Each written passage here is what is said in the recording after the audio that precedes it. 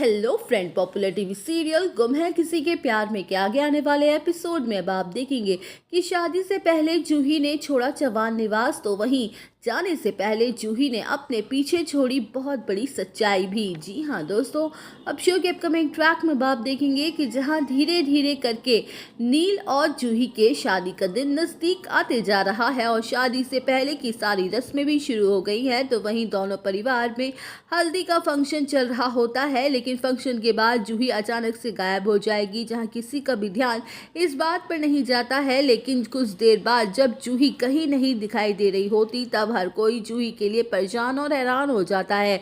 तो वही पूरा परिवार जूही को ढूंढने में लग जाता है और जब तेजस्विनी जूही के कमरे में जाती है तब उसे वहां पर एक लेटर मिलता है।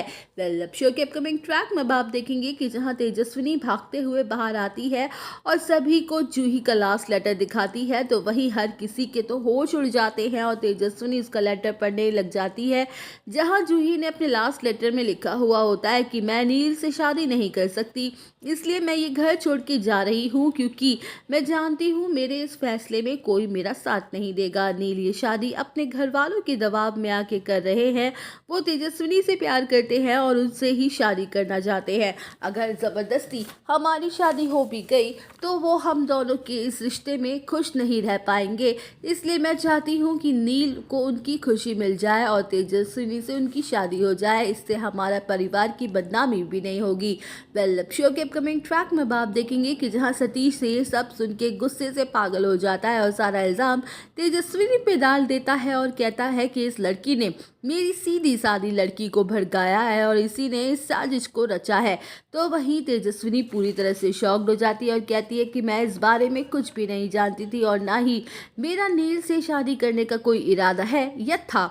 जहां दूसरी तरफ नील अपनी बारात लेकर आ जाता है और मंडप पर आगे बैठ जाता है, तो वही प्रधान परिवार को पता चल जाता है कि जूही घर से भाग गई है। तो सभी लोग शॉक्ड रह जाते हैं। जहां नील जब जूही का लास्ट लेटर पढ़ता है तो उसकी आंखों से आंसू आ जाते हैं और उसे समझ आ जाता है कि आखिर जूही ने ये कदम क्यों उठाया है और उसकी खुशी के लिए कितनी बड़ी कुर्बानी दी है। तो वही मुक्ता भी तेजस्विनी से साफ साफ कह देती है कि उसे अब नील से शादी करनी ही होगी, क्योंकि ये उसके बाबा की लास्ट विश भी थी और अब परिवार की इज्जत उसके हाथ में है। जहां तेजस्विनी मजबूर हो जाती है और शादी के मंडप पर जाके बैठ जाती है। तो दोस्तों, और अपडेट जानने के लिए बने रहिए हमारे साथ। वीडियो को लाइक, चैनल को सब्सक्राइब करना ना भूलें।